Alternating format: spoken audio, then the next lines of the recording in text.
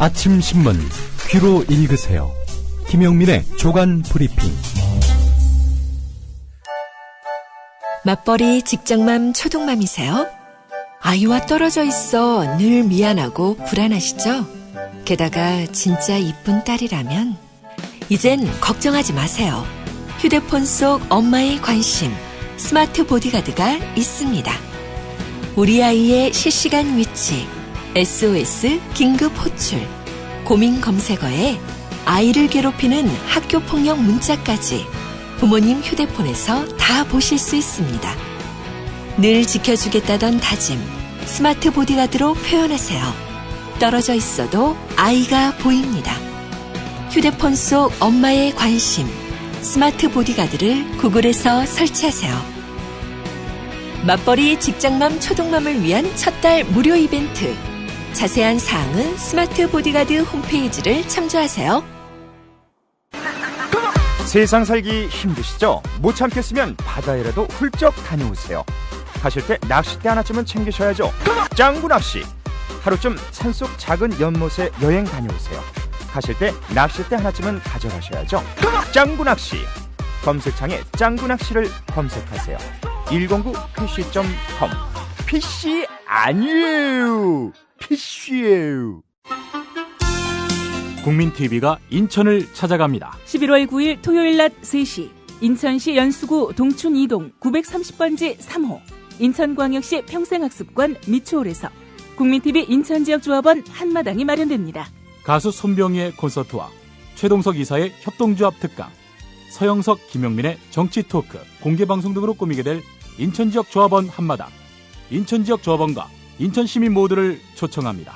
11월 9일 토요일 낮 3시 인천시 연수구 동춘 2동 930번지 3호 인천광역시 평생학습관 미추홀.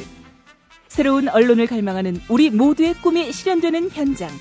늦지 마세요. 11월 9일 토요일 낮 3시 인천 동막역 근처 인천시 평생학습관 미추홀입니다. 오늘 아침 신문들은 어떤 뉴스에 주목하고 있는지 김영민 PD와 함께 살펴보겠습니다. 안녕하세요. 네, 안녕하십니까. 네, 어떤 뉴스부터 볼까요? 네, 오늘 조선일보 1면부터 보겠습니다. 공직선거법 위반 혐의로 기소된 시인 안도현 우석대 교수에 대해서 법원이 일부 유죄 판결을 내렸는데요. 판결을 내린 판사는 바로 은택 부장판사입니다. 전주지법 형사 2부 재판장인데요. 자, 이 양반이 지난번에 중앙일보하고 인터뷰를 해서 상당히 큰 논란과 물의를 빚은 바 있었습니다. 안도현 시인 재판에 참여했던 배심원단의 판결 전원 무죄로 이렇게 나왔는데요. 이것에 대해서 배심원들이 감성에 의해서 판결한 거 아니냐 이렇게 조중동이 한 목소리로 문제 제기할 때 여기에 맞장구 치는 듯한 그런 발언을 중앙일보 인터뷰를 통해서 토해낸 사람이 바로 은택 부장판사입니다. 네. 자, 은택 부장판사가 중앙일보와 인터뷰할 때 이런 말을 했습니다. 무죄로 판결 나온 김어준 주진우 재판을 두고 국민참여 재판이 정치적 사안에 대해서 면죄부를 주기 위한 수단이 아니냐는 이야기가 나왔다. 이로 인해서 국민참여 재판 불신론이 불거지고 있다. 고심이 된다. 이러면서 선고 연기 이유를 중앙일보 기자에게 설명했다는 겁니다. 서울중앙지법의 한 부장판사는 뉴스토마토와 가진 인터뷰에서 다른 재판부가 판결한 김어준 주진우 재판을 직접적으로 언급한 것은 같은 법관으로서 결코 바람직하지 않았다. 더 신중했어야 했다라고 은택 부장판사를 질타했습니다. 수도권에서 근무하고 있는 한 부장판사도 배심원의 판결을 재판부가 반드시 따라야 한다는 법 규정은 없지만 배심원 판결에 대해서 선고기일을 미루면서 그런 유보적인 입장을 언론에다가 표출한 것은 분명히 문제다. 차후에 지정된 배심원들이 과연 의욕적으로 재판에 임할 수 있겠는가? 이렇게 반문했습니다.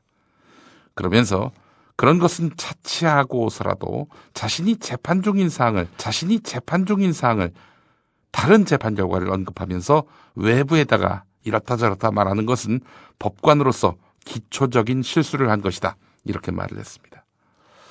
뉴스토마토와 인터뷰한 또 다른 서울 고등법원의 한 중견 판사 말이 상당히 의미심장합니다. 재판부가 선고하기도 전에 자신의 생각을 밝히는 것, 그것은 어디까지나 법정 안에서나 할 일이다. 외부로 공개될 것임을 알면서 언론에다가 심증을 밝힌 것은 이것은 이해할 수 없다. 은택 판사의 이번 발언은 나중에 안도현 시인 재판 선고 때에 부메랑이 되어 돌아올 것이다. 이렇게 우려했습니다.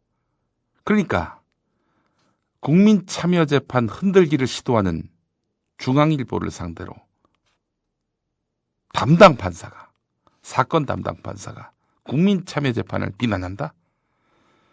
이런 사람이 나중에 안도현 시인 재판 결과를 내놓는다 한들 과연 누가 수긍하겠느냐, 이런 얘기입니다. 아니나 다를까 합니다. 또 참여재판을 진행하고 있는 변호사들 사이에서는 판사의 자질이 의심스러운 발언이라면서 격분한 목소리도 나왔습니다. 그런 은택 부장판사가 어제 판결을 하더니 오늘은 또 오늘자 조선일보와 인터뷰를 했습니다. 지난달 28일 배심원 판결과 재판부의 견해가 일부 다르다면서 선고를 늦추니까 배심원 무죄 판결과 다른 판결을 할 경우 가족에게 위해를 가할 수 있다라는 인터넷 댓글이 올라오는 등 재판부를 비난하는 압박으로 큰 심리적 부담을 느꼈다, 이렇게 조선일보 기자에게 토로했다는 겁니다. 저 같으면은 정파성 논란이 있는 참여 재판에 대해서 흔들기를 시도하고 있는 이런 보수 언론과 인터뷰하는 대신 판결로만 말하겠습니다. 또 판사 협박이 정말 있었다면은 이 수사로 대응하면 될 거 아니겠습니까? 왜 조중동 가서 저 협박받았어요 이러는지 도무지 알 수가 없습니다. 은택 판사의 판결은 따라서 정치적이었다, 이렇게 볼 여지는 없을까요? 글쎄요. 왜 판사가 특정 언론하고 인터뷰를 하죠? 글쎄요. 아니, 법원에는 다 대변인들이 있어요. 공보판사들이 있죠. 네, 공보판사들이 있어요. 예. 공보판사 월급 주느니 판사들이 다 얘기하라고 하죠, 앞으로. 앞으로 저희가 법원 판사한테 중요 판결을 낸 판사들한테 다 섭외 전화를 해서 인터뷰 좀 해주시죠. 일단 은택 판사부터 한번 시도를 해봐야 될 것 같습니다. 예. 이분은 인터뷰에 응해주네요, 보니까. 예. 그리고 제목에 가족 신변 위협 느꼈다, 이 발언이 올라와 있지 않습니까? 예, 조선일보가 뽑은 제목입니다. 그래서 물론 이제 이런 글을 어디에도 쓰면 안 되죠. 가족을 위해하는 듯한. 있을 수 없는 얘기죠, 그거는. 근데 이 신문, 그것도 일면 제목으로까지 올라오려면은 좀 더 구체적인 경우라야 한다고 저는 생각합니다. 예. 제가 과거에 천안함 사안에 대해서 언론보도 검증위원회 활동을 할 때 저는 어떻게 알았는지 휴대전화로 문자 메시지가 오고 전화가 오고 협박을 당하고 막 그랬어요. 그래도 저 어디 가서 일러 바치지 않았습니다. 그리고 국정원 요원인 좌익 교수가 올린 댓글, 어린 10대 소녀에게까지 막말을 하고 한 가족에 대해서 위해를 가하는 그런 데 대해서 조선일보가 어떤 입장이었습니까? 보도를 했었나요? 그것까지 확인을 못했습니다만 설마 안 하지 않았겠지요? 근데 설마 한번 찾아보시죠. 근데 일면에는 나오지 않았습니다. 그건 제가 확실히 말씀드릴 수 있겠습니다. 일면에 좌익 교수, 공무원이 일반 국민을 상대로 해서 차마 입에 담을 수 없는 성적 폭언, 또 협박, 위협 이런 것들을 했다라는 내용을 조선일보가 일면 다루진 않았습니다. 그건 제가 확인할 수 있습니다. 오늘 은택 판사의 이런 행태 도마 위에 오르겠네요. 과연 배심원들이 정치적 편결을 내린 건지, 감성적 편결을 내린 건지, 아니면 이 판사가 정치적 판결을 내린 것인지 좋은 검증 근거가 될 것 같습니다. 경향신문으로 가보겠습니다. 오늘 일면 기사인데요. 정부와 새누리당이 한국사 교과서의 현행 검인정 제도를 폐지하고 유신 시절의 단일 국정교과서 체제로 돌아갈 방침을 분명히 하고 있다는 점, 이걸 문제시하고 있습니다. 국정교과서라고 하는 것은 아시죠? 교육부가 저작권을 가지고 편찬하는 교과서입니다. 정부가 지필진을 선정하고 내용 감수 또 발행을 도맡아서 합니다.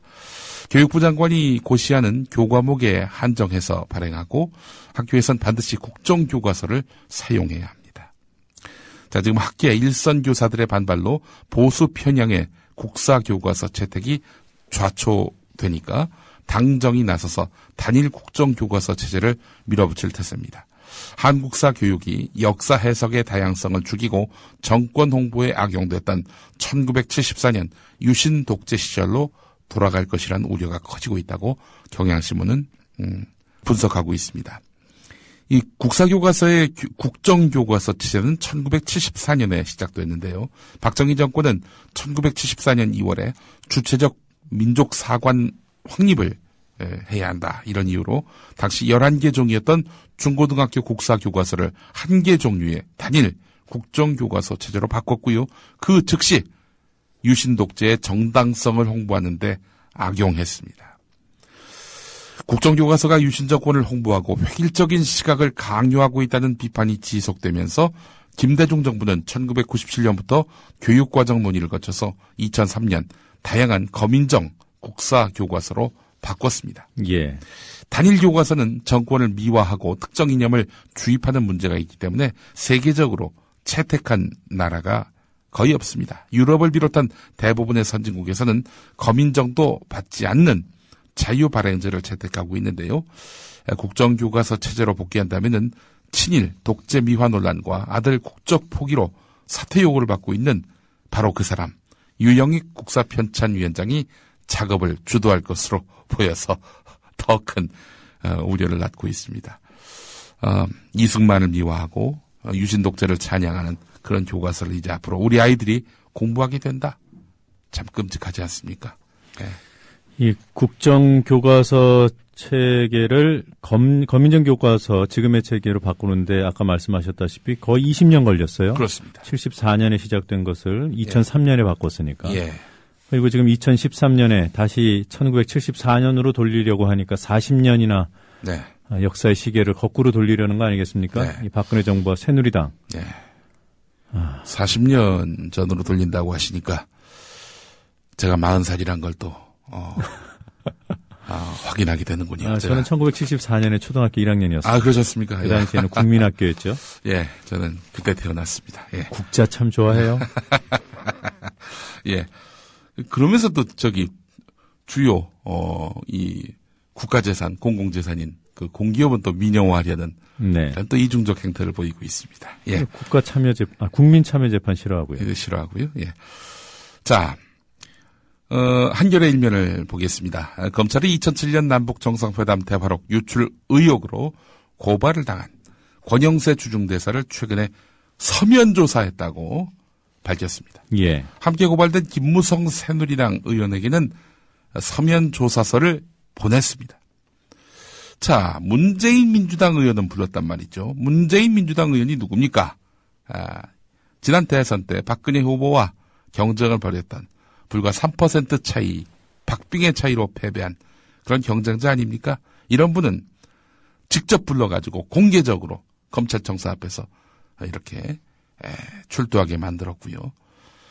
서면 조사로도 충분할 참고인 조사를 출두하게 만들었고요. 피고발인 피의자 신분인 권영세 대사와 김무성 의원은 이제껏 서면 조사하는 데만 그친 것입니다. 자, 이를 두고 검찰 안에서조차 최소한의 균형도 맞추지 못한 눈치보기 편파 수사라는 비판이 나오고 있습니다.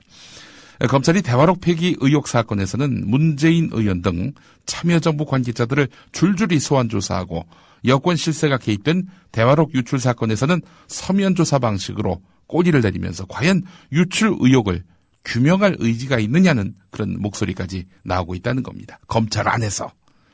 검찰 관계자가 한 말이 있습니다. 이러니까 국민들이 검찰을 믿지 않는 것이다. 서면 조사하겠다는 건 수사할 생각이 없다는 뜻으로 보면 된다. 이렇게 말했다고 합니다. 서면 조사는 보통 출석을 강제할 수 없는 참고인을 조사할 때 쓰는데요. 그렇기 때문에 앞서 말씀드린 대로 문재인 의원 참고인 조사를 하는 상황이었다면 서면 조사했다면 딱 맞을 그런 대상입니다. 자, 반면에 피의자는 소환 조사가 일반적입니다. 민주당 고발장을 보면은 김무성 의원은 지난 대선 때 대화록을 다 입수해서 읽어봤다 하는 등 사실상 자백 수준의 발언을 한 것으로 나와 있습니다. 그런데도 불구하고 검찰은 스스로 서면 조사를 선택해서 여권 실세에게 알아서 허리를 굽힌 셈이 된 겁니다. 자, 검찰의 이런 이중잣대와 관련한 이런 지적 한겨레 1면에 나왔고요. 계속해서 3면을 보게 되면은 이번 수사를 지휘하고 있는 이진한 서울중앙지검 2차장 검사의 거짓말이 도마 위에 올렸습니다. 한겨레가요. 김무성 새누리당 의원에 대해서 서면 조사를 하고 있는 사실을 숨기고 거짓말을 한 것입니다. 그것도 딴 날이 아니라 바로 어제 아침이었습니다. 검찰 출입 기자들에게 김무성 의원은 서면 조사를 하지 않았고 조사 방식도 결정되지 않았다. 이렇게 말을 했습니다. 근데 불과 1시간 만에 김무성 의원 쪽이 지난 10월 중순 검찰로부터 서면 조사서를 받아서 답변을 준비 중이다. 이렇게 밝혔습니다. 그러니까 이 지난 짜장은 거짓말을 한 것이 드러나게 된 겁니다. 20여일 전에 이미 서면 조사서를 보내놓고는 서면 조사 사실을 잡아뗀 것입니다.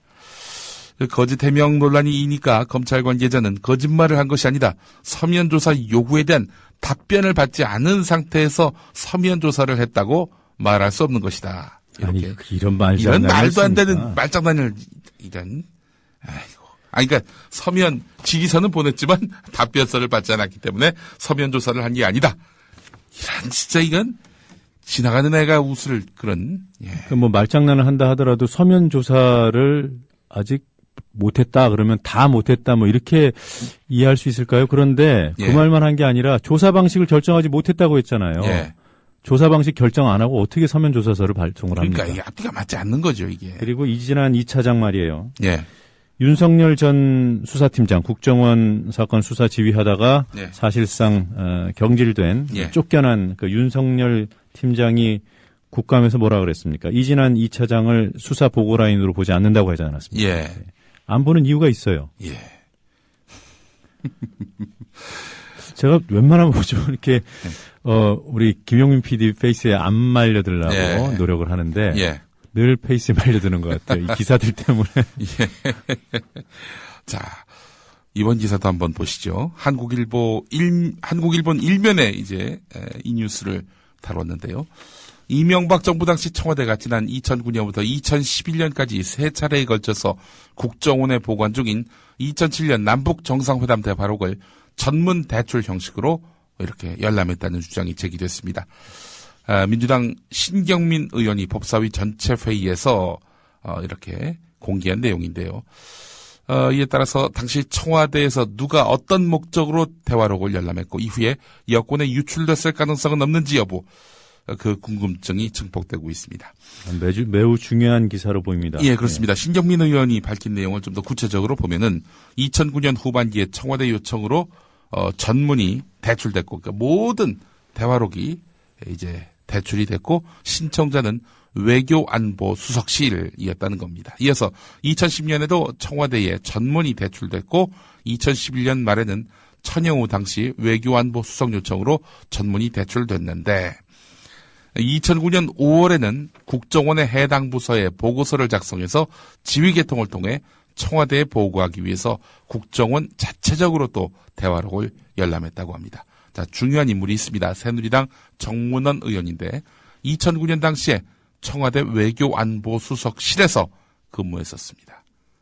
청와대에 있을 당시에 정문원 의원이 이렇게 국정원으로부터 대화록을 받아서 이걸 읽었고요. 이거를 자신이 국회의원이 된 다음 대선 레이스 과정에서 이것을 공개했다. 이런 이야기 아니겠습니까? 자, 그렇다면은 정문원 의원, 김무성 의원 이런 사람들 조사를 해야 될 당위성은 더욱 높아지게 됐습니다. 신 의원이 주장했다고 이 기사에는 나와 있습니다만 근거를 공개한 거죠. 그 전문 대출 열람 기록전. 신청자 그 기록전에 적혀 있는 대출과 열람 신청자들 이름을 지금 공개를 한 건데요. 2009년 후반기 신청자는 청와대 외교안보수석실. 그다음에 2010년 청와대 외교안보수석. 그런데 아까 말씀하신 대로 정문원 새누리당 의원은 2009년 1월부터요. 2011년 1월까지 대통령실 외교안보 수석실 통일비서관이었어요.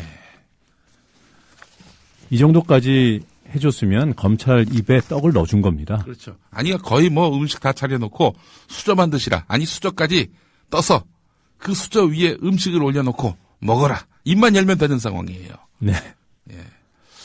그런데도 불구하고 지금 이렇게 대충 어떻게든 덮어보려 하는 이런 행태. 김무성 의원이 아까 기사 소개해 주신 기사에도 나와 있습니다만은 서면 조사 논란이니까 소환에 응할 수 있다. 마치 떳떳한 듯 그렇게 얘기하지 않습니까? 근데 지난 국정조사 때 왜 안 나갔습니까? 글쎄 말입니다. 그렇게 증인 출석 가지고 여야가 줄다리기를 하고 첨예하게 대립하는데 그때는 한마디 안 하더니 이제 와서 검찰 이런 검찰이니까 나갈 수 있겠죠. 그렇죠. 믿을 수 있는 검찰이기 때문에. 이번 기사도 우리가 정말 눈을 부릅뜨고 봐야 될 기사입니다. 이게 왜 신면에 실렸는지 모르겠어요. 어제 또 재판이 있었습니다. 서울중앙지법 형사합의 21부 국정원 선거 개입과 관련한 그런 재판이었는데 벌써 10차 공판이었군요. 공판 때마다 큰 뉴스가 나옵니다. 여기에 이제 증인으로 나온 인물이 있는데 김병찬 전 서울경찰청 수사 2계장입니다. 국정원 직원으로부터 수사가 진행되는 와중에 우리 전문가에게 물어보니까 분석 결과가 하루면 나온다고 하는데 왜 경찰청에서 아직도 결과가 나오지 않았느냐. 이렇게 국정원 직원으로부터 채근을 받았다는 겁니다. 지금쯤이면 분석이 나와야 하는데 의도적으로 늦추고 있는 것 아니냐. 정치권 눈치 보고 이러는 거 아니냐. 이렇게 여러 차례 물어가지고 이렇게 사실상 압박을 가했다는 거죠. 빨리 국정원 직원과 무관하다라는 그런 수사 결과를 발표해라. 대선 전에.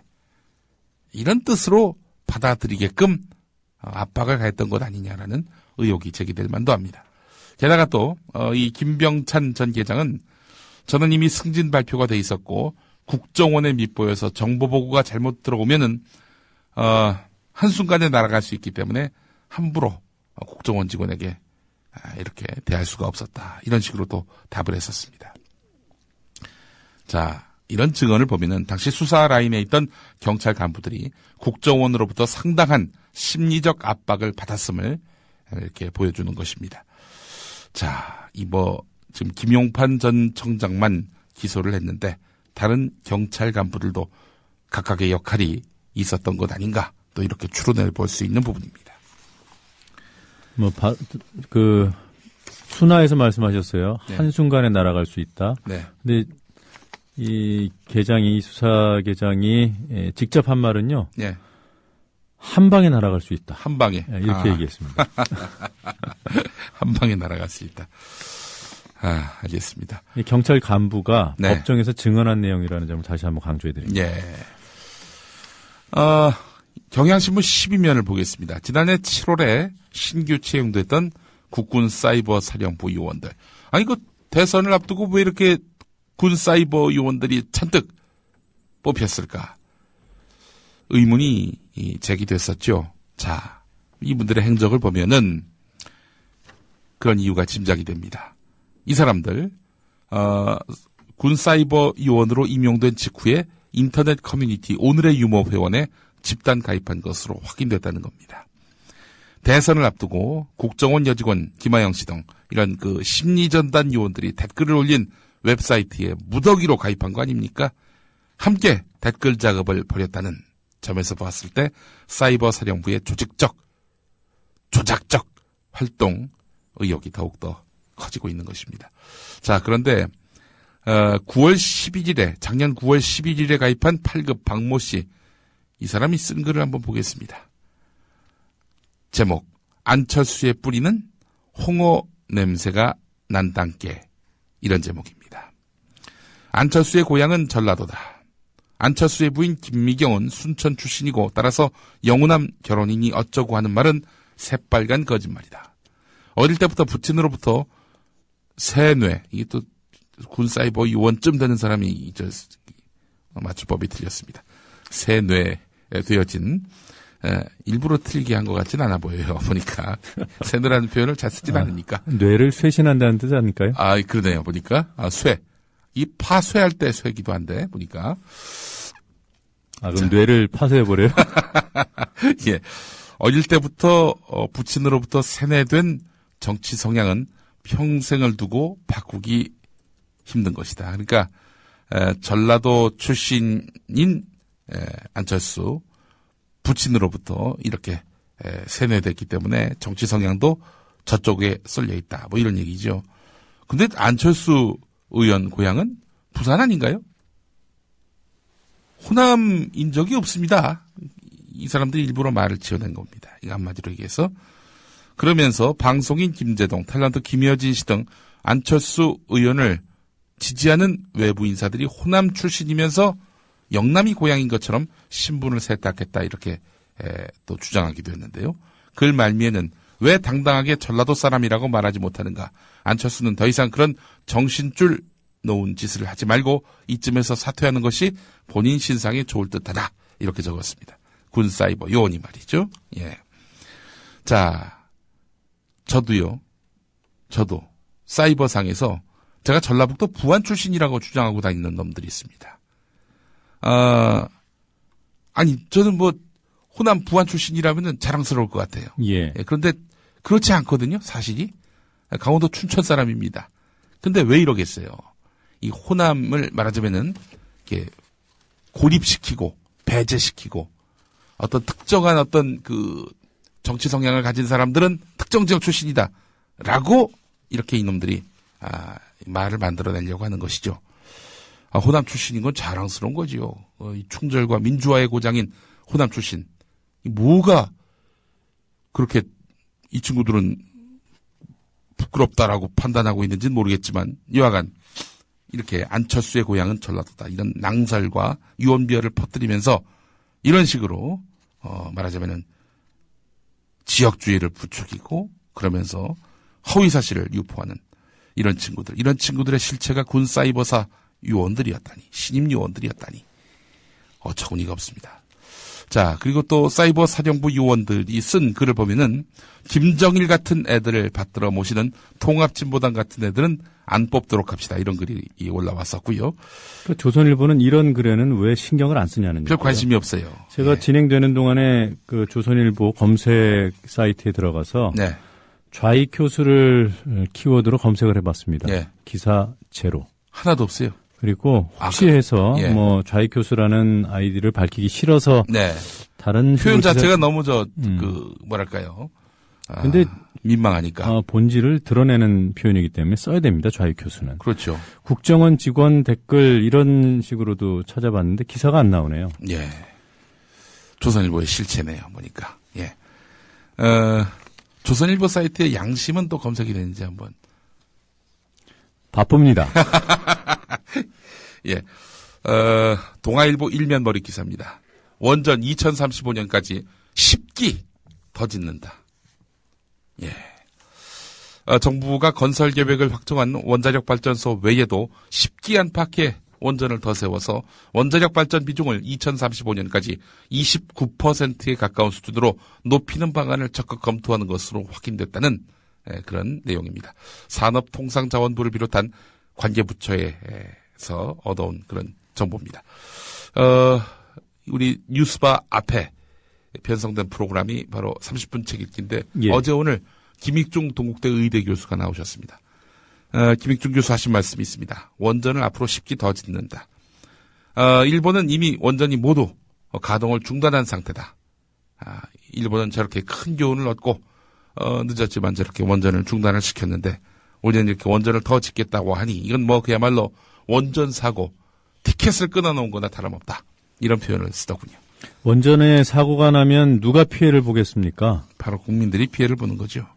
지금 에너지 기본 계획에서 그게 이제 민도 들어가서 민관 워킹 그룹이라는 곳에서 제시한 범위가 예. 22에서 29%인데 예.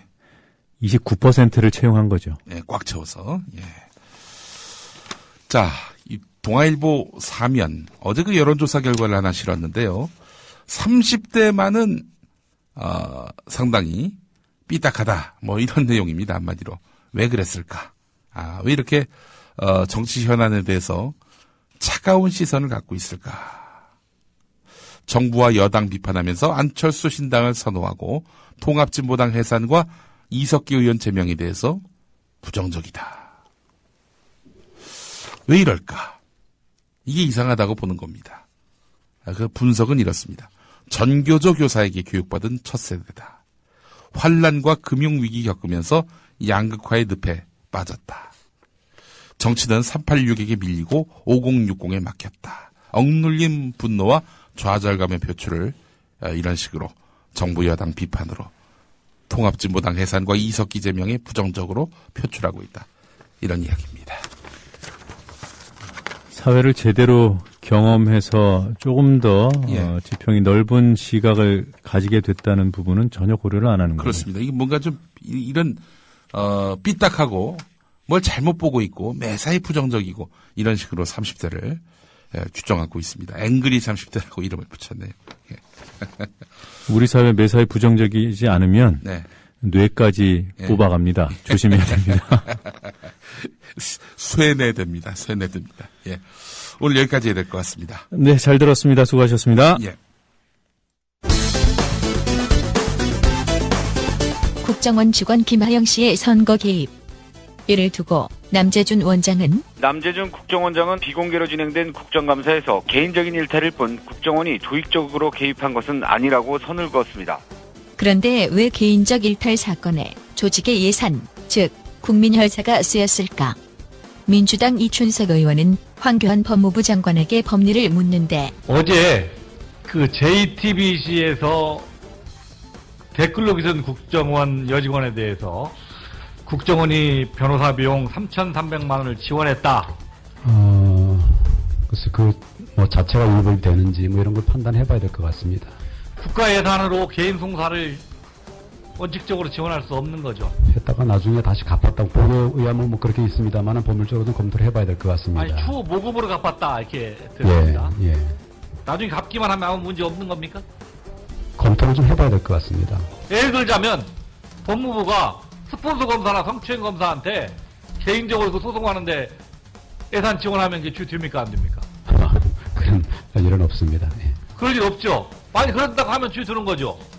뭐 꼭 제가 될지 그 부분 아까 말씀드린 것처럼 법무부가 스폰서 검사나 성추행 검사가 개인 소송 진행하는데 법무부 예산으로 주면 이게 확정적으로 주면 안 되죠. 예. 이게 무슨 죄가 됩니까? 횡령이나 배임 드는 거 아닙니까?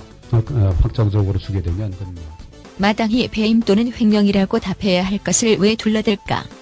같은 시각 국회 예산결산위원회에서는 민주당 윤관석 의원이 황교안 장관을 대신해 출석한 국민수 법무부 차관에게 묻는데 자, 검찰이 국정원 댓글 사건 수사 중이죠? 예, 수사 중에 있습니다. 국정원 여직원의 변호사 비용을 국정원 예산으로 내준 것이 확인됐습니다.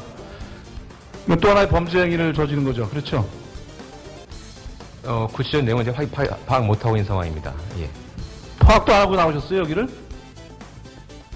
대신 나온다고 그냥 말년 병장처럼 나온 겁니까? 그냥 시간대 오기 나온 거예요? 그게 답변입니까, 지금? 변호사 비용 문제는 저희 아직 파악 못하고 있는 부분입니다. 보도 안 보셨어요? 아직 보도가 돼 있지만 구체 사실상은 파악 중에 있습니다. 뭐 이렇게 복잡합니까, 그게? 자, 회사에서 기업 임직원이 불법 행위를 저지른 거에 대해서 회사가 돈을 대주면 수송비용 대주고 하면 이게 뭐가 됩니까, 법적으로? 불법이고 횡령이고 배임행위 될 수 있죠? 예를 드는 거야, 하나 예를. 기업이라 하더라도. 사실관계를 파악해서. 그거 모르세요? 그거는 일반론적으로, 예? 판례로도 나와 있는데 그걸 모른다고 뭘 맨날 파악을 하십니까? 국회 나와서 답변 파악적으로 답변하라고 지금 지침받고 나온 겁니까? 열받은 민주당 소속의 박영선 법사위원장이 황교안 장관을 강력하게 질타하는데 예, 그 장관님 지금 법무부 장관 위에 국정원 원장이 있습니다.